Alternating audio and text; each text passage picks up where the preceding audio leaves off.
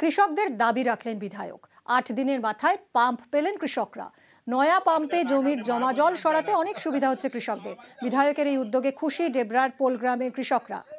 জনসংযোগে বিধায়ক হুমায়ুন কবিরের কাছে পাম্পের আবেদন জানিয়েছিলেন কৃষকরা। প্রথম পর্যায়ে 3টি বড় পাম্প বিধায়কের। আমাদের এই মাঠটা নিচু অংশ, একটা ঢাল, একাধারে ধানটা কোনো মতেই আমরা বর্ষার ধানটা পাইনি। খরাতে চাষ হয় এবং তাতে অনেক কষ্টের ব্যাপার। বর্ষার চাষের যে লাভজনক চাষটা, কিন্তু সেটা আমরা ফসল পাই না। তাই এমএলএ সাহেব আসছিলেন, আমরা বলেছিলাম প্রায় দিন আসতে আগে উনি আজকে একটা পাম্প পাঠিয়েছেন। আরো মানে 3টা লাগবে, এখন 4টা। হ্যাঁ, এটা এখানে 11খানা মৌজার জল জমা হয়। খুব তাড়াতাড়ি করেছেন, ওনাকে ধন্যবাদ।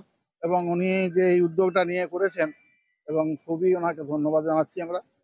ধূপগুড়িতে 2 লরির মুখোমুখি সংঘর্ষ। দুর্ঘটনার খবর আসছে ধূপগুড়ি থেকে। স্টিয়ারিংয়ে দীর্ঘক্ষণ আটকে থাকেন চালক। দমকল এবং পুলিশের 1 ঘন্টার চেষ্টায় উদ্ধার করা সম্ভব হয়েছে। আহত চালক জলপাইগুড়ি মেডিকেল কলেজে ভর্তি। আমি আসছি, হঠাৎ করে দেখি যে ধাপ মানে এমনভাবে লাগলো, আমি তো আমার এখনো মানে বুক কাঁপতেছে।